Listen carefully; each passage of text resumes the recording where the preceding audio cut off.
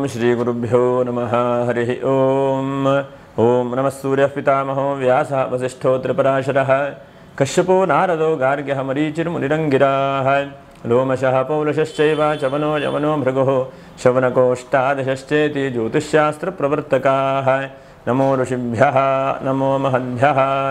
ಪ್ರಿಯ ವೀಕ್ಷಕರೇ, ಭಗವಂತ ಶುಭವನ್ನು ಉಂಟು ಮಾಡಲಿ.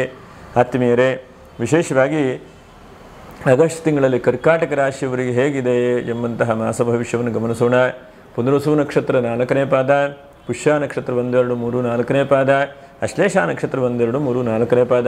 ವಿಡಿಯೋ ಮುಗಿಯುವವರೆಗೂ ಕೂಡ ನೀವು ನೋಡ್ತಾ ಇರಿ. ವಿಶೇಷವಾಗಿ ಏನಪ್ಪ ನಕ್ಷತ್ರ ಪರಿಹಾರಗಳು ಎಂಬುದನ್ನು ಗಮನಿಸೋಣ. ರಾಶಿಯಲ್ಲಿ ನೋಡಿ, ಬುಧನೂ ಇದ್ದಾನೆ, ಶುಕ್ರನೂ ಜೊತೆಗಿದ್ದಾನೆ. ಹಾಗೆ ಬುಧ ಶುಕ್ರರು ರಾಶಿಯಲ್ಲಿದ್ದಾರೆ. ಹಾಗೆ 2ನೇ ರಾಶಿಯಲ್ಲಿ ರವಿ, 3ನೇ ರಾಶಿಯಲ್ಲಿ ಕುಜ, ಇದು ಬಹಳ ಒಳ್ಳೆಯದು. ಕುಜನು 3ಯ ರಾಶಿಯಲ್ಲಿದ್ದಾನೆ, ಇದು ಒಳ್ಳೆಯದು. ಇನ್ನು 8ಮ ರಾಶಿಯಲ್ಲಿ ರಾಹು, 9ಮ ರಾಶಿಯಲ್ಲಿ ಶನಿ, ಇನ್ನು 12ನೇ ರಾಶಿಯಲ್ಲಿ ಗುರು. ಹಾಗಾಗಿ ಸ್ವಲ್ಪ ಗುರುಬಲ ಇದೆಯಾ ಅಂತ ಕೇಳಲಿಕ್ಕೆ ಹೋದು ಸ್ವಲ್ಪ ಗುರುಬಲ ಸ್ವಲ್ಪ ಕಡಿಮೆ ಇದೆ ಅಂತೇಳಿ ಹೇಳಬಹುದು. ಈಗೆಲ್ಲ ಒಂದು ಗ್ರಹಸ್ಥಿತಿ ಇದೆ. ಇನ್ನು ನೋಡಿ, ಇದು ಶ್ರಾವಣ ಮಾಸ 8ನೇ ತಾರೀಕಿಗೆ ಮರೆಯದೇ ಇದ್ದ ಹಾಗೆ ವರಮಹಾಲಕ್ಷ್ಮಿ ಹಬ್ಬ ಇದೆ. ಪೂಜೆ ಪುನಸ್ಕಾರಗಳನ್ನು ಮಾಡಿ, ಯಾಕಂದರೆ ಹಣಕಾಸಿನ ಒಂದು ಹಂತಕ್ಕೆ ಖರ್ಚು ಜಾಸ್ತಿ ಆಗ್ತಾ ಇದೆ. ಒಂದು ಕಡೆಗೆ ಬರ್ತದೆ, ಒಂದು ಕಡೆಗೆ ಹೋಗ್ತದೆ. ಹೀಗಾಗಿ ಹಣಕಾಸಿನ ವ್ಯತ್ಯಾಸಗಳು ಬಹಳ ಆಗ್ತಾ ಇದೆ. ಹಾಗಾಗಿ ಆ ವರಮಹಾಲಕ್ಷ್ಮಿಯನ್ನು ಪೂಜೆ ಮಾಡಿ. 9ನೇ ತಾರೀಕಿಗೆ ನೂಲು ಹುಣ್ಣಿಮೆ ಇದೆ. ಹಾಗೆ ಋಗ್ವೇದಿಗಳಿಗೆ ಯಜುರ್ವೇದಿಗಳಿಗೆ ಉಪಕ್ರಮ ವಿಶೇಷವಾದಂಥ ಒಂದು ದಿವಸವೂ ಕೂಡ ಇದೆ. ಹಾಗೆ 10ನೇ ತಾರೀಕಿಗೆ ಗಾಯತ್ರಿ ಪ್ರತಿಪತ್ತಿದೆ. 11ನೇ ತಾರೀಕು ರಾಘವೇಂದ್ರ ಸ್ವಾಮಿಗಳ ಆರಾಧನೆ. ಹಾಗೆ ಪ್ರತಿ ಒಂದು ಮಂಗಳವಾರವೂ ಕೂಡ ಮಂಗಳಗೌರಿ ವ್ರತ ಮಾಡುವಂಥದ್ದು ಶ್ರಾವಣ ಮಾಸ ನೋಡಿ. ಹಾಗಾಗಿ ಇಷ್ಟಾಗತ್ತೋ ಅಷ್ಟು ಮಂಗಳಗೌರಿ ವ್ರತವನ್ನು ಮಾಡಿ. ಗೋಕುಲಾಷ್ಟಮಿ 16ನೇ ತಾರೀಕು, ಹಾಗೆ 23ಕ್ಕೆ ಶ್ರಾವಣ ಶನಿವಾರ ಮತ್ತು ಅಮಾವಾಸ್ಯೆ ಎರಡೂ ಕೂಡ ಇದೆ. 24ನೇ ತಾರೀಕಿಂದ ಭಾದ್ರಪದ ಮಾಸ ನೋಡಿ, ಗಣೇಶನನ್ನು ವಿಶೇಷವಾಗಿ ಪೂಜೆ ಪುನಸ್ಕಾರ ಮಾಡುವಂಥ ಒಂದು ಹಬ್ಬ ಹರಿದಿನಗಳು. ಹಾಗೆ 26ನೇ ತಾರೀಕಿಗೆ ಸ್ವರ್ಣಗೌರಿ ವ್ರತ, 27ಕ್ಕೆ ವರಸಿದ್ಧಿ ವಿನಾಯಕ ವ್ರತ, 28ಕ್ಕೆ ಋಷಿ ಪಂಚಮಿ, 29ಕ್ಕೆ 28 ಋಷಿ ಪಂಚಮಿ. ಹೀಗೆಲ್ಲ ಇದೆ. ಒಟ್ಟಿನಲ್ಲಿ ಎಷ್ಟು ಸಾಧ್ಯ ಆಗುತ್ತೋ ಅಷ್ಟು ನೀವು ಭಗವಂತನನ್ನು ಪೂಜೆ ಪುನಸ್ಕಾರಗಳನ್ನು ಮಾಡಿ. ಗ್ರಹಸ್ಥಿತಿಯ ಮೂಲಕವಾಗಿ ನಾವು ಹೇಳುವಂಥದ್ದು ಇದು ಗೋಚಾರ ಫಲ ಅಂಥೇಳಿ. ಯಾಕಂದರೆ ದಶಾಮುಕ್ತಿಗಳು ನಿಮ್ಮ ಜಾತಕ ಭಾಳ ವ್ಯತ್ಯಾಸವೂ ಕೂಡ ಇರಬಹುದು.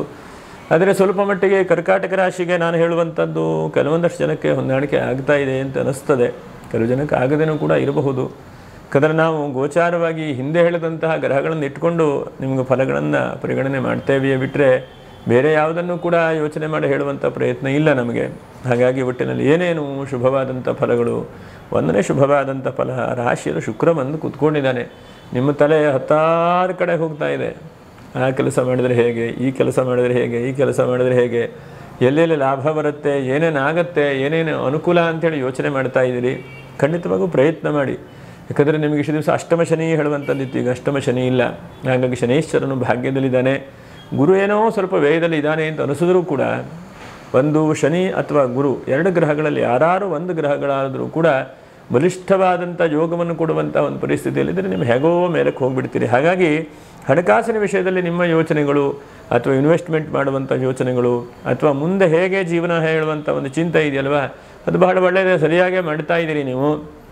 ಇಷ್ಟು ದಿವಸ ಏನಾಗಿತ್ತು ಅಂತಂದರೆ ಒಂದಷ್ಟು ಕೆಲಸ ಕೈ ಹಾಕ್ತಾ ಇದ್ದೀರಿ, ಕೆಲಸ ಕೈ ಹತ್ತಾ ಇರಲಿಲ್ಲ.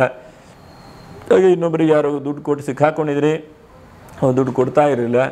ಹಾಗೆ ಇನ್ನೊಂದು ಅಷ್ಟು ಕಾನೂನಿನ ಸಮಸ್ಯೆಗಳು ಇವೆಲ್ಲ ಬಹಳ ಇತ್ತು ನಿಮಗೆ ಹಿಂದೆ ಅಷ್ಟಮ ಶನಿಯಿಂದ. ಈಗೆಲ್ಲ ಅದೆಲ್ಲ ಒಂದಂತಕ್ಕೆ ಬಿಡುಗಡೆ ಬರ್ತಾ ಇದೆ. ಬಿಡುಗಡೆ ಬಹಳ ಜನಕ್ಕೆ ಆಗಿದೆ. ಹಾಗಾಗಿ ಏನಂತಂದರೆ ನಿಮ್ಮ ಬುದ್ಧಿಯ ಯೋಚನೆ, ಸಾಮರ್ಥ್ಯದ ಯೋಚನೆಯನ್ನು ಬಹಳ ಮುಖ್ಯವಾಗಿ ಮಾಡ್ತಾ ಇದ್ದೀರಿ. ಅದನ್ನು ಪ್ರಯತ್ನ ಮಾಡಿ ಅಂತ ಹೇಳ್ತೇನೆ. ಹಾಗೆ ರಾಶಿಯಲ್ಲಿ ಶುಕ್ರ ಇದ್ದದ್ರಿಂದ ಸ್ವಲ್ಪ ಹಣಕಾಸಿಗೂ ತಕ್ಕ ಮಟ್ಟಿಗೆ ಅನುಕೂಲತೆಗಳನ್ನು ನೀವು ಕಾಣಬಹುದು ಎಂಬುದನ್ನು ನಾವು ಕೂಡ ಗಮನಿಸಬಹುದು. ಎಷ್ಟೋ ಸಲ ಹಣಕಾಸಿಗೆ ಅನುಕೂಲ ಅಂತಂದರೆ ನಮಗೆ ಖರ್ಚಾಗತ್ತೆ ಬರುತ್ತೆ. ಸೇವಿಂಗ್ ಮಾಡಲಿಕ್ಕಾಗಲ್ಲ, ಅದನ್ನು ಇನ್ವೆಸ್ಟ್ಮೆಂಟ್ ಮಾಡಲಿಕ್ಕಾಗಲ್ಲ. ಇನ್ವೆಸ್ಟ್ಮೆಂಟ್ ಎಲ್ಲಿವರೆಗೆ ನಾವು ಮಾಡಲಿಕ್ಕೆ ಆಗೋದಿಲ್ಲವೋ ಅಲ್ಲಿವರೆಗೂ ಕೂಡ ಈ ಜೀವನದಲ್ಲಿ ಬಡತನದಲ್ಲೇ ನಾವು ಇರ್ತೇವೆ. ಹಾಗಾಗತ್ತೆ ಜೀವನ. ಆದರೆ ತಕ್ಕ ಮಟ್ಟಿಗೆ ಎಷ್ಟಾಗುತ್ತೋ ಅಷ್ಟು ಇನ್ವೆಸ್ಟ್ಮೆಂಟು ಕೂಡ ನೀವು ಮಾಡ್ತಾ ಇದ್ದೀರಿ ಅನ್ನೋ ಕೂಡ ಖಂಡಿತವಾಗೂ ಮುಂದುವರಿಸಿ. ಅದರಲ್ಲೂ ಈ ತಿಂಗಳಲ್ಲಿ ಶುಕ್ರ ರಾಶಿಯಲ್ಲಿದ್ದಾನೆ. ಹಾಗಾಗಿ ಕಷ್ಟ ಆಗತ್ತೆ ನಿಜ. ಯಾಕಂದರೆ ಸಾಲ ಶೂಲ ಎಲ್ಲೆಲ್ಲೋ ಮಾಡಿ ಒದ್ದಾಡಬೇಕಾಗತ್ತೆ. ಹಾಗಾಗಿ ಬಡತನದಿಂದ ಹೊರಗಡೆ ಬರುವುದೇ ಜೀವನದಲ್ಲಿ ಒಂದು ದೊಡ್ಡ ಹೋರಾಟ ಆಗೋಗುತ್ತೆ. ಮನುಷ್ಯನು ಒಂದು 2 ತಲೆಮಾರು ಬೇಕಾಗತ್ತೆ. ಆನಂತರ ಮಕ್ಕಳು ಮೊಮ್ಮಕ್ಕಳು ಸರಿಯಾಗಿ ಜೀವನ ಮಾಡ್ಕೊಂಡು ಹೋಗ್ಬೋದು, ಅಲ್ಲಿವರೆಗೂ ಕಷ್ಟ. ಹಾಗಾಗಿ ಒಟ್ಟಿನಲ್ಲಿ ಆ ಕಷ್ಟವನ್ನು ಅನುಭವಿಸ್ತಾ ಇದ್ದೀರಿ. ಮುಂದೆ ಒಂದು ದಿವಸಕ್ಕೆ ಒಳ್ಳೇದು ಬರುತ್ತೆ ಹೇಳುವಂಥ ನಂಬಿಕೆಯಿಂದ ನೀವು ಇರುವುದರಿಂದ ಹಾಗೆ ಪ್ರಯತ್ನ ಮಾಡ್ತಾ ಬನ್ನಿ. ಹಾಗೆ ರಾಶಿಯಲ್ಲಿ ಬುಧ ಇದ್ದಾನೆ. ಸ್ವಲ್ಪ ನಿಮ್ಮ ವೈಯಕ್ತಿಕವಾದಂತಹ ಆರೋಗ್ಯದ ಬಗ್ಗೆ ಸ್ವಲ್ಪ ತೊಂದರೆ ಇದ್ದ ಕಾಣಿಸ್ತದೆ ನೋಡಿ. ಹಾಗಾಗಿ ಆರೋಗ್ಯದ ಬಗ್ಗೆ ಸ್ವಲ್ಪ ಗಮನಿಸ್ಕೊಳ್ಳಿ. ಸ್ವಲ್ಪ ಎದೆನೋವು ಬರುವಂಥದ್ದು, ಸುಸ್ತಾಗುವಂಥದ್ದು, ಉಸಿರಾಟ ಸಮಸ್ಯೆ ಆಗುವಂಥದ್ದು, ಹೀಗೆಲ್ಲ ಸಣ್ಣ ಪುಟ್ಟದಾಗ್ತಾ ಇರ್ತದೆ. ಹಾಗಾಗಿ ಮನಶ್ಚಾಂಚಲ್ಯ ಈ ತಿಂಗಳಲ್ಲಿ ಜಾಸ್ತಿ ಆಗುತ್ತೆ, ಮನಶ್ಚಾಂಚಲ್ಯ. ಹಾಗಾಗಿ ಆ ಮನಸ್ಸಿನ ಚಾಂಚಲ್ಯಗಳನ್ನು ಬುಧನ ರಾಶಿಯಲ್ಲಿದ್ದರೆ ಮನಶ್ಚಾಂಚಲ್ಯವನ್ನು ಹೇಳ್ತದೆ. ಯಾಕಂದರೆ ಶತ್ರುಗ್ರಹ ಬುಧ, ಚಂದ್ರಬುಧರು ಶತ್ರು ಆದದ್ರಿಂದ ಶತ್ರು ರಾಶಿಯಲ್ಲಿ ಬುಧ ಬಂದ ತಕ್ಷಣವೇ ಮನಸ್ಸು ಬಹಳ ಚಿಂತೆಗೆ ಬೀಳುತ್ತದೆ. ಹಾಗಾಗಿ ಭಾಳ ಮುಖ್ಯವಾಗಿ ಸ್ವಲ್ಪ ಆರೋಗ್ಯದ ಬಗ್ಗೆ ಸ್ವಲ್ಪ ಗಮನಿಸ್ಕೊಳ್ಳಿ ಅಂತೇಳಿ ಹೇಳ್ತೇನೆ. ಹಾಗೆ ಉದ್ಯೋಗ ಕಳ್ಕೊಂಡವರಿಗೆ ಉದ್ಯೋಗ ಸಿಗುವಂಥ ಚಾನ್ಸಸ್ ಈ ತಿಂಗಳಲ್ಲಿ ಕಾಣಬಹುದು. ಎಷ್ಟೋ ಜನ ಬೇರೆ ಬಿಸ್ನೆಸ್ ಮಾಡಬೇಕು ಅಂದರೆ ಬಿಸ್ನೆಸ್ಸನ್ನು ಖಂಡಿತವಾಗೂ ಪ್ರಯತ್ನ ಮಾಡಿ. ಹಾಗಂತೇಳಿ ಎಲ್ಲ ಕಳ್ಕೊಂಡದ್ದೆಲ್ಲ ಪುನಃ ಬರ್ತದೆ ಅಂತ ಕೇಳಲಿಕ್ಕೆ ಹೋದರೆ ಎಲ್ಲವೂ ಬರದೇ ಇರಬಹುದು. ಅಟ್ಲೀಸ್ಟು ಇರುವಂಥ ಸಮಯದಲ್ಲೇನಾದರೂ ಕೂಡ ಗಳಿಸುವಂತಹ ಒಂದು ಪ್ರಯತ್ನ ಮಾಡಬಹುದು. ಹಾಗಾಗಿ ಖಂಡಿತವಾಗೂ ಬಿಸ್ನೆಸ್ಸನ್ನು ಕೂಡ ಆರಂಭ ಮಾಡಿ ನೀವು. ಎಷ್ಟೋ ಜನ ಈ ರಾಶಿಯವರು ಬಹಳ ಬಿಸ್ನೆಸ್ ಮ್ಯಾನನ್ನೇ ಕಾಣ್ತೇವೆ. ಹಾಗಾಗಿ ಅದನ್ನು ಪ್ರಯತ್ನ ಮಾಡಿ ಬಿಡಬೇಡಿ ಅಂತೇಳಿ ಹೇಳ್ತೇನೆ. ಹಾಗೆ ಒಂದು ಸ್ವಲ್ಪ ಸಂತಾನಾದಿಗ ಮಂಗಲ ಕಾರ್ಯಗಳು ಸಂತಾನಾದಿಗಳನ್ನು ಕೂಡ ನಿಮಗೆ ಶನೀಶ್ವರನು ಅನುಗ್ರಹ ಮಾಡ್ತಾನೆ. ರಾಶಿಯಲ್ಲಿರುವಂಥ ಶುಕ್ರ ಕೊಡ್ತಾನೆ. ನಿಮಗೆ ಸಂತಾನಾದಿಗಳಾಗಿಲ್ಲ ಅಂದರೆ ಸಂತಾನಕ್ಕೂ ಕೂಡ ಪ್ರಯತ್ನ ಮಾಡಿ. ಸಂತಾನ ಆಗಿದ್ದರೆ ಅದರ ಬಗ್ಗೆ ಚಿಂತೆ ಬೇಡ. ಒಟ್ಟಿನಲ್ಲಿ ಆ ಪ್ರಯತ್ನಗಳು ಏನೇನು ರೀತಿಯಲ್ಲಿ ಮಾಡಬೇಕು, ಶುಭವಾದಂಥ ವಾತಾವರಣಗಳ ಪ್ರಯತ್ನವನ್ನು ಕೂಡ ಮಾಡಿ. ಮತ್ತು ಬಹಳ ಮುಖ್ಯವಾಗಿ ಯೂಟ್ಯೂಬರ್ಸ್ ಇರಬಹುದು, ಆನ್ಲೈನ್ ಕೆಲಸ ಮಾಡ್ತಾ ಇರುವಂಥದ್ದಿರಬಹುದು, ಅಥವಾ ವಸ್ತ್ರ ವ್ಯಾಪಾರಗಳನ್ನು ಮಾಡ್ತಾ ಇರೋರು, ಇಂಥವರಿಗೆಲ್ಲ ಹೆಚ್ಚಿನದಾದಂಥ ಲಾಭಾಂಶಗಳಾಗುತ್ತೆ. ಸ್ವಲ್ಪ ಲಾಭ ಅಂತೇನಿಲ್ಲ, ಎಲ್ಲ ಕಡೆಗೂ ಹೆಚ್ಚಿನದಾದಂಥ ಲಾಭಾಂಶ, ಹೆಚ್ಚಿನದಾದಂಥ ಅನುಕೂಲತೆಗಳನ್ನು ಕಾಣುವಂಥ ಸಾಧ್ಯತೆಗಳಾಗುತ್ತೆ. ಮತ್ತು ಸ್ವಲ್ಪ ಮಿತ್ರರಲ್ಲಿ ಬಂಧುಗಳಲ್ಲಿ ಸ್ವಲ್ಪ ಕ್ಲೇಶ ಆಗಿದೆ, ಸಮಸ್ಯೆಗಳಾಗಿದೆ, ಚಿಂತೆ ಆಗಿದೆ. ಹಾಗಾಗಿ ಎಲ್ಲವೂ ಕೂಡ ಇದೆ, ಆದರೆ ಯಾವುದೂ ಕೈ ಸಿಗ್ತಾ ಇಲ್ಲಲ್ಲ ಅಂಥೇಳಿ ನೀವು ಬಹಳ ಬೇಜಾರು ದುಃಖ ಪಡ್ತಾ ಇದ್ದೀರಿ. ಆದರೆ ಭಗವಂತನೆಲ್ಲೋ ಒಂದು ಕಡೆ ನಿಮ್ಮ ಅನುಕೂಲತೆಗಳನ್ನೇ ಮಾಡ್ತಾ ಇದ್ದಾನೆ. ನೋಡಿ, ಒಂದು ಸಲ ನಮ್ಮ ಎಕ್ಸಾಮು ಫೇಲಾಯಿತು ಅಂತಂದು ಹೆದರ್ಕೊಳ್ಳುವಂಥದ್ದು ಬೇಡ. ಮುಂದೆ ನಮಗೆ ಹೆಚ್ಚಿನದಾದಂಥ ಅಭಿವೃದ್ಧಿನ ಭಗವಂತ ನೀರೇ ನೀಡ್ತಾನೆ ಹೇಳುವಂತಹ ಆ ಪ್ರಯತ್ನವನ್ನು ಮಾಡಿ, ಅದರಿಂದ ಅನುಕೂಲವಾಗ್ತದೆ. ಹಾಗೆ ಒಂದು 5 ರೀತಿಯಾದಂಥ ವಿಷಯದಲ್ಲಿ ಜಾಗ್ರತೆ. ಸ್ವಲ್ಪ ಪ್ರಯಾಣ ಯೋಗ ಬಹಳ ಕಾಣುತ್ತದೆ ಈ ತಿಂಗಳಲ್ಲಿ. ಯಾಕಂದರೆ ಒಳ್ಳೆ ರೀತಿಯಾದಂಥ ತಿಂಗಳಲ್ವ. ಹಾಗಾಗಿ ದೇವಸ್ಥಾನಕ್ಕೆ ಹೋಗೋದು, ಧರ್ಮದ ಕಾರ್ಯ ಮಾಡುವಂಥದ್ದು, ನಿಮ್ಮ ಕೆಲಸವನ್ನು ವೃದ್ಧಿ ಮಾಡುವಂಥದ್ದು. ಹಿಂದೆ ಹೇಳಿದಾಗ 10 ಕೆಲಸದ ಬಗ್ಗೆ ಬೇರೆ ಚಿಂತೆ ಇದೆ ಅಂತ ಹೇಳಿದೆ. ಆ ಕೆಲಸಕ್ಕೆ ಓಡಾಟ ಜಾಸ್ತಿ ಆಗುತ್ತೆ. ಹಾಗಾಗಿ ಓಡಾಟವನ್ನು ಮಾಡಿ ಕೂತರೆ ಯಾವ ಕೆಲಸವೂ ಕೂಡ ಆಗೋದಿಲ್ಲ. ಓಡಾಡಬೇಕು, ಆ ಸಮಯಕ್ಕೆ ಸ್ಪಂದನೆ ಮಾಡಬೇಕು, ಸಮಯವನ್ನು ನಾವು ಹಿಡ್ಕೊಳ್ಳುವಂಥ ಪ್ರಯತ್ನವನ್ನು ಮಾಡಬೇಕು. ಇಲ್ಲ ಸಮಯ ನಮ್ಮನ್ನು ಬಿಟ್ಟುಬಿಡುತ್ತೆ. ಹಾಗಾಗಿ ಆ ಸಮಯಕ್ಕೆ ಮಾತಿಗೆ ಎಲ್ಲ ನಾವು ಇರುವ ಹಾಗೆ ಮಾಡಬೇಕು. ಆವಾಗ ಜಗತ್ತು ನಮ್ಮ ಜೊತೆಗಿರುತ್ತೆ. ಹಾಗೆ ಎಷ್ಟು ಸಾಧ್ಯ ಆಗುತ್ತೋ ಪ್ರಯತ್ನ ಮಾಡಿ. ಆದರೂ ಒಂದು ಆರೋಗ್ಯದ ವಿಷಯದಲ್ಲಿ ಸ್ವಲ್ಪ ಜಾಗ್ರತೆ ಅಂತೇಳಿ ಹೇಳ್ತೇನೆ. ಹಾಗೆ ಒಂದು 5 ತೊಂದರೆಗಳು ಈ ತಿಂಗಳಲ್ಲಿ ಬರುವಂಥ ಸಾಧ್ಯತೆಗಳಿದೆ. ಒಂದನೇ ತೊಂದರೆ ಏನಪ್ಪ ಅಂತಂದರೆ, ಹೊರಗಡೆ ಹೋಗ್ತಾ ಇರ್ತೀರಿ, ಆದರೆ ಸ್ವಲ್ಪ ಆಹಾರದಲ್ಲಿ ಏನೋ ಸ್ವಲ್ಪ ಕಲುಷಿತವಾದಂಥದ್ದು, ನೀರಿನ ಕಲುಷಿತವಾದಂಥ ಸಮಸ್ಯೆಗಳು. ಎರಡನೇದಾಗಿ ಯಾರಿಗೂ ದುಡ್ಡು ಕೊಡ್ತೇನೆ ಅಂತ ಹೇಳಿರ್ತೀರಿ, ಅದನ್ನು ತಕ್ಕ ಮಟ್ಟಿಗೆ ಈ ಸಮಯದಲ್ಲಿ ಕೊಡಲಿಕ್ಕೆ ಆಗದೇ ಇರಬಹುದು. ಇದೊಂದು ಸ್ವಲ್ಪ ನಷ್ಟ ಅಂತ ಹೇಳಿ ಕಾಣ್ತದೆ. ಮತ್ತು ಇದ್ದಕ್ಕಿದ್ದ ಹಾಗೆ ಎಲ್ಲ ಚೆನ್ನಾಗೇ ಇರುತ್ತೆ, ಆದರೆ ಯಾಕೋ ಶತ್ರುಗಳಾಗುವಂಥದ್ದು, ಸ್ವಲ್ಪ ಕಿರಿಕಿರಿ ಆಗುವಂಥದ್ದು ಇಂಥದ್ದಾಗತ್ತೆ.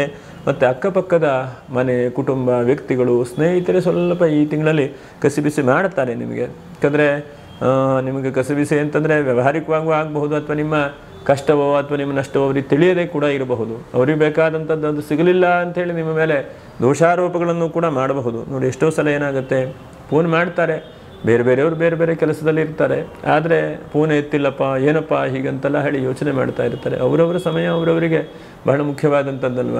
ಹಾಗಾಗಿ ಬಹಳ ಗಮನಿಸ್ಕೊಳ್ಬೇಕು. ಹಾಗಾಗಿ ಒಂದು 5-6 ತೊಂದರೆಗಳು ಬರುವಂಥ ಸಾಧ್ಯತೆಗಳಿದೆ. ನೋಡಿ, ಈ ತಿಂಗಳಲ್ಲಿ ನೋಡಿ ಕುಜನು ತೃತೀಯ ರಾಶಿಯಲ್ಲಿದ್ದಾನೆ. ಹಾಗಾಗಿ ಏನಾದರೂ ಭೂಮಿಯ ಅನುಕೂಲತೆಗಳನ್ನು ಆಗುವಂಥ ಸಾಧ್ಯತೆಗಳಿದೆ. ಮತ್ತು ಮಕ್ಕಳ ವಿಷಯದಲ್ಲಿ ಹೆಚ್ಚಿನದಾದಂಥ ಅಭಿವೃದ್ಧಿ. ಮಕ್ಕಳು ಓದ್ತಾ ಇಲ್ಲಪ್ಪ, ಕಿರಿಕಿರಿ, ಚಿಂತೆ ಹೀಗೆಲ್ಲ ನಿಮಗೆ ಬರ್ತಾ ಇದ್ದರೆ, ಮಕ್ಕಳಲ್ಲಿ ಪರವಾಗಿಲ್ಲಪ್ಪ, ತಕ್ಕ ಮಟ್ಟಿಗೆ ಓದ್ತಾ ಇದ್ದಾನೆ, ತಕ್ಕ ಮಟ್ಟಿಗೆ ಅನುಕೂಲ ಆಗ್ತಾ ಇದೆ, ತಕ್ಕ ಮಟ್ಟಿಗೆ ಅಭಿವೃದ್ಧಿ ಆಗ್ತಾ ಇದೆ, ಹೀಗೆಲ್ಲ ನಿಮ್ಗೆ ಅನುಕೂಲ ಆಗ್ತಾ ಬರುತ್ತೆ. ಇದು ಬಹಳ ಮುಖ್ಯವಾದಂಥದ್ದು. ಈ ರಾಶಿಯ ವ್ಯಾಪಾರ ವ್ಯವಹಾರ ಮಾಡೋರು, ಬೆಳ್ಳಿ, ಬಂಗಾರ, ತಾಮ್ರ, ಹಿತ್ತಾಳೆ ಇಂತಹ ವ್ಯಾಪಾರ ವ್ಯವಹಾರ ಮಾಡೋರಿಗೂ ಕೂಡ ಈ ತಿಂಗಳ ಹೆಚ್ಚಿನದಾದಂಥ ಲಾಭಾಂಶಗಳು ಮತ್ತು ಧಾರ್ಮಿಕವಾದಂಥ ಮುಖಂಡರಿಗೆ ಸನ್ಮಾನ ಆಗುವಂಥ ಯೋಗ್ಯತೆ ಎರಡೂ ಕೂಡ ಇದೆ. ಯೋಗ್ಯತೆ ನಿಮಗಿದೆ, ಆದರೆ ಯೋಗ ಬರಬೇಕು, ಆ ಯೋಗವೂ ಕೂಡ ಬರಬಹುದು. ಅದರ ಜೊತೆಯಲ್ಲಿ ವಸ್ತ್ರ ವ್ಯಾಪಾರ ವ್ಯವಹಾರ ಮಾಡೋರಿಗೆ ಹೆಚ್ಚಿನದಾದಂಥ ಲಾಭಾಂಶ ಮತ್ತು ನೀರಿನ ವ್ಯಾಪಾರ, ಲಿಕ್ವಿಡ್ ವ್ಯಾಪಾರ ವ್ಯವಹಾರ ಈ ರಾಶಿಯವರು ಯಾರು ಮಾಡ್ತಾ ಇದ್ರು ಅವರಿಗೆ ಸ್ವಲ್ಪ ಖುಷಿ, ಸಂತೋಷ ಆಗ್ಬೋದು. ಸ್ವಲ್ಪ ಸಮುದ್ರಯಾನವೂ ಕೂಡ ಆಗುವಂಥ ಸಾಧ್ಯತೆಗಳಿದೆ.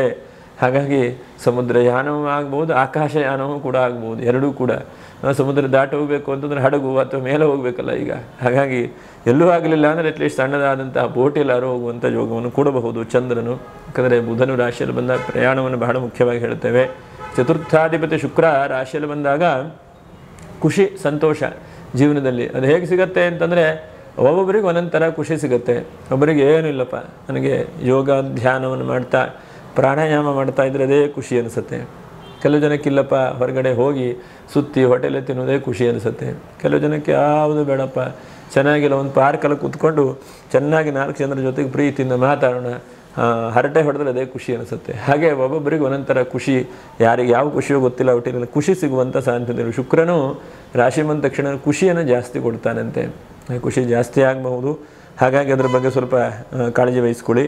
ಇನ್ನು ಬಹಳ ಮುಖ್ಯವಾಗಿ ಗಮನಿಸುವಂಥದ್ದು, ವೃತ್ತಿಯನ್ನು ಯಾರು ಕಳ್ಕೊಂಡಿದ್ರು ಈ ರಾಶಿಯವರು ಅಂಥವರಿಗೆ ವೃತ್ತಿಯ ಅಭಿವೃದ್ಧಿ ಆಗುವಂಥದ್ದು, ಅದರ ಜೊತೆಗೆ ಸಣ್ಣ ಪುಟ್ಟ ಉಪವೃತ್ತಿ ಆಗುವಂಥ ಸಾಧ್ಯತೆಗಳಿದೆ. ಅದನ್ನು ನೀವು ಬಿಡಬೇಡಿ, ಪ್ರಯತ್ನವನ್ನು ಮಾಡಿ. ಯಾಕಂದರೆ ರಾಹು ಅಷ್ಟಮದಲ್ಲಿದ್ದರೂ ಕೂಡ ಎಲ್ಲೋ ಒಂದು ಕಡೆ ಕಷ್ಟ ಅಂತ ಅನಿಸಿದ್ರೂ ಕೂಡ ಮುಂದೊಂದು ದಿವಸಕ್ಕೆ ಅದು ಒಳ್ಳೆಯದಾಗ್ಬೋದು, ಮುಂದೊಂದು ದಿವಸಕ್ಕೆ ಅಭಿವೃದ್ಧಿ ಕಡೆಗೂ ಕೂಡ ಹೋಗುವಂಥ ಸಾಧ್ಯತೆಗಳಿದೆ. ಬಟ್ ನಾನು ಹೀಗೆಲ್ಲ ನಿಮಗೆ ಆ ಗ್ರಹಸ್ಥಿತಿ ಉಂಟು ಮಾಡ್ತಾ ಬರುತ್ತದೆ. ಅದರ ಜೊತೆಗೆ 2ನೇ ರಾಶಿಯ ರವಿಯಿಂದ ಚಿಂತನೆ ಮಾಡಲಿಕ್ಕೆ ಹೋದರೆ, ರವಿ ಗೌರ್ಮೆಂಟ್ ಸಂಬಂಧವಾದಂಥ ಅಭಿವೃದ್ಧಿಯನ್ನು ಮಾಡ್ಬೋದು. ನೋಡಿ, ಬ್ಯಾಂಕ್ ಏನಾದ್ರು ಲೋನ್ ಆಗಬೇಕು ಇದರಾಗುವಂಥದ್ದು, ಅಥವಾ ಜಾಗದ ಯಾವುದೋ ಒಂದು ರಿಜಿಸ್ಟರ್ ಆಗಬೇಕು ಅಂತಂದರೆ ಕುಜನ ಕೂತಿದ್ದಾನೆ. ಕುಜನ ಏನು ಮಾಡಬೇಕು ಅಂತಂದರೆ ಕುಜನ ಕೂತ್ಕೊಂಡು 3ಯ ರಾಶಿಯಲ್ಲಿದ್ದಾನಲ್ವ, ಅವನು ನಿಮಗೆ ಮೀನ ರಾಶಿಯನ್ನು ನೋಡ್ತಾ ಇದ್ದಾನೆ. ಹಾಗಾಗಿ ಏನೋ ಒಂದು ನಿಮಗೆ ಲಾಭಾಂಶವನ್ನು ಭಾಗ್ಯ ರಾಶಿಯನ್ನು ನೋಡ್ತಾ ಇದ್ದಾನೆ. ಹಾಗಾಗಿ ಇವರಿಗೆ ಬಹಳ ಮುಖ್ಯವಾಗಿ ಗಮನಿಸುವಂಥದ್ದು ಭೂಮಿಯ ಸಂಬಂಧವಾದ್ದು, ಮನೆ ಅರ್ಧಂಬರ್ಧ ನಿಂತು ಅದರ ಮನೆ ಕಟ್ಟುವಂಥದ್ದು, ಇಂತಹ ವಿಷಯದಲ್ಲಿ ಸ್ವಲ್ಪ ಜಾಸ್ತಿ ಆಗಬಹುದು, ಒಳ್ಳೆಯ ಕೆಲಸಗಳು ಜಾಸ್ತಿ ಆಗ್ಬೋದು ಅಂತ ಹೇಳ್ತೇನೆ. ಯಾಕಂದರೆ ನಮಗೆ ಒಂದು ಸಣ್ಣ ಪುಟ್ಟ ಮನೆ ಕಟ್ಟಬೇಕು ಅಂದರೆ ಬ್ಯಾಂಕ್ ಲೋನಿಗೆ ಹೋಗುವುದು, ಲೋನ್ ಆಗದೇ ಇರುವಂಥದ್ದು, ಆ ಪೇಪರ್ ಕೊಡಿ ಈ ಪೇಪರ್ ಕೊಡಿ, ಕಡೆಗೆ ಆ ಪೇಪರ್ ನಮ್ಮ ಹತ್ರ ಹೊಂದಿಸ್ಲಿಕ್ಕಾಗಲ್ಲ, ಲೋನ್ ಆಗಲ್ಲ ಅಂತ ಬೇಜಾರು ಬಂದಾಗ ಕೊನೆಗೆ ಯಾವುದೋ ಒಂದು ವ್ಯಕ್ತಿ ಬಂದು ಆ ಪೇಪರು ಸಿಕ್ಕಿ ಅದು ಆಗುವಂಥ ಸಾಧ್ಯತೆಗಳು. ಹಾಗಾಗಿ ಭೂಮಿ ಬಹಳ ಮುಖ್ಯವಾಗಿ ಕೈ ಹಿಡಿತದೆ. ಇದು ನೀವು ದೇವರನ್ನು ಭಕ್ತಿಯಿಂದ ಪ್ರಾರ್ಥನೆ ಮಾಡಿ, ಗುರುಗಳನ್ನು ಭಕ್ತಿಯಿಂದ ಪ್ರಾರ್ಥನೆ ಮಾಡಿ. ಈ ರಾಶಿಯ ರಿಯಲ್ ಎಸ್ಟೇಟ್ ಉದ್ಯಮಿಗಳಿಗೆ ಹೆಚ್ಚಿನದಾದಂಥ ಅಭಿವೃದ್ಧಿಯನ್ನು ನಾವು ಕಾಣಬಹುದು. ಯಾಕಂದರೆ ಕರ್ಕ ರಾಶಿಯವರು ಬಹಳ ಜನ ಇದ್ದಾರೆ, ರಿಯಲ್ ಎಸ್ಟೇಟ್ ಅವರು ಇದ್ದಾರೆ, ದೊಡ್ಡ ದೊಡ್ಡ ಬಿಲ್ಡರ್ ಇದ್ದಾರೆ. ಅಂದರೆ ಇವತ್ತು ನಾವು ಮನೆ ಕಟ್ಟು ವಾಸ ಮಾಡಬೇಕು ಅಂತಂದರೆ ಅದಕ್ಕೆಲ್ಲ ಕಾರ್ಮಿಕರು ಮುಖ್ಯ, ಕಟ್ಟುವಂಥವರು ಮುಖ್ಯ, ಎಲ್ಲರೂ ಮುಖ್ಯ. ಯಾಕಂದರೆ ಯಾವುದು ಜಾಸ್ತಿ ಕಡಿಮೆ ಅಂತೇನಿಲ್ಲ. ಎಲ್ಲ ಗ್ರಹಗಳು ಹೇಗೆ ಮುಖ್ಯವೋ ಹಾಗೆ ಎಲ್ಲ ಕೆಲಸವೂ ಕೂಡ ಮುಖ್ಯವೇ. ಯಾವುದಿಲ್ಲದೆ ಇದ್ದರೂ ಕೂಡ ಆಗೋದಿಲ್ಲ. ಇವತ್ತು ಆಫೀಸು ಚೊಕ್ಕ ಇದ್ದರೆ ಮಾತ್ರ ಸರಿ ಕೂತ್ಕೊಳ್ಳಿಕ್ಕಾಗುತ್ತೆ ಅಲ್ವ. ಹಾಗೆ ಪ್ರತಿಯೊಂದು ಕೂಡ ನಮಗೆ ಮುಖ್ಯವೇ, ಯಾವುದು ಮುಖ್ಯ ಅಲ್ಲ ಹೇಳುವಂಥದ್ದಿಲ್ಲ. ಹಾಗಾಗಿ ಎಲ್ಲವೂ ಮುಖ್ಯ. ಒಟ್ಟಿನಲ್ಲಿ ಆ ಭಗವಂತನ ಅನುಗ್ರಹದಿಂದ ಭೂಮಿ ವ್ಯಾಪಾರ ಮಾಡುವವರಿಗೆ ಹೆಚ್ಚಿನದಾದಂಥ ಲಾಭಾಂಶಗಳನ್ನು ಕೂಡ ಕಾಣಬಹುದು. ಇಷ್ಟೆಲ್ಲ ನಿಮಗೆ ಹೇಳ್ತಾ ಇನ್ನೊಂದು 2-3 ಒಳ್ಳೆಯ ದಿವಸವನ್ನು ಹೇಳಬೇಕು ಅಂದರೆ 8ನೇ ತಾರೀಕು ಬಹಳ ಚೆನ್ನಾಗಿದೆ. ಇನ್ನು 14ನೇ ತಾರೀಕು ರೇವತಿ ನಕ್ಷತ್ರವು ಕೂಡ ಚೆನ್ನಾಗಿದೆ. 18ನೇ ತಾರೀಕು ಕೂಡ ದಶಮಿ ಇದೆ, ಚೆನ್ನಾಗಿದೆ. ಮೃಗಶಿರ ನಕ್ಷತ್ರ ಪರಿಹಾರಗಳೇನು?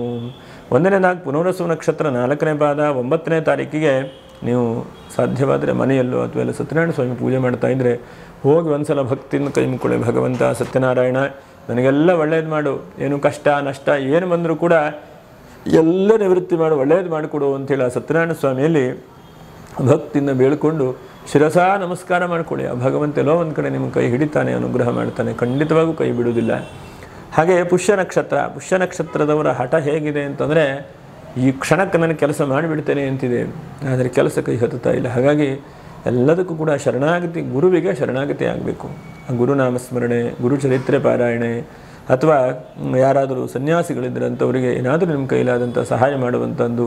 ಅವ್ರಿಗೆ ಕೇಳೇ ನೀವು ಮಾಡಬೇಕು ಅಂತೇನಿಲ್ಲ. ಏನೋ ಒಂದು ಮಠಕ್ಕೆ ಹೋಗ್ತೇವೆ, ಊಟ ತಿಂಡಿ ಮಾಡ್ಕೊಂಬರ್ತೇವೆ ನಾವು, ಆದರೆ ನಮ್ಮ ಕೈಲಾದಂತಹ ಒಂದು ಸಹಾಯವನ್ನು ನಾವು ಮಾಡಿ ಬರಬೇಕು. ಭಗವಂತ ಏನು ಕೊಟ್ಟಿದ್ದಾನೋ ಅದಕ್ಕೆ ಹಿಂದಿನ ಕಾಲದಲ್ಲಿ ದೇವರ ಹತ್ರ ಹುಂಡಿ ಅಂತ ಇಟ್ಟರು.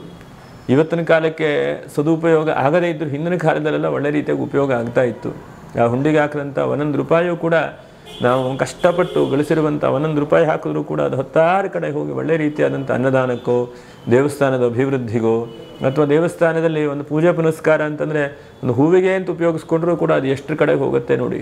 ಅಥವಾ ಇವತ್ತು ಆ ದೇವಸ್ಥಾನಕ್ಕೆ ಹಾಕುವಂಥ ಒಂದು ಅಲಂಕಾರಿಕವಾದಂಥ ಹಣ್ಣು ತರಕಾರಿ ವ್ಯಾಪಾರ ವ್ಯವಹಾರ ಎಷ್ಟೆಷ್ಟು ಆಗುತ್ತೆ ನೋಡಿ. ಹಾಗಾಗಿ ನಾವು ದೇವಸ್ಥಾನಕ್ಕೆ ಗುರುಗಳ ಕ್ಷೇತ್ರಕ್ಕೆ ಹೋದರೆ ನಮ್ಮ ಕೈಲಾದಂತಹ ಕಾಣಿಕೆಯನ್ನು ಹಾಕಿ ಯಾರೂ ಕೇಳಬೇಕು ಅಂತಿಲ್ಲ, ನಾವು ತಿಳಿದ ಕೆಲವನ್ನು ಮಾಡಬೇಕು.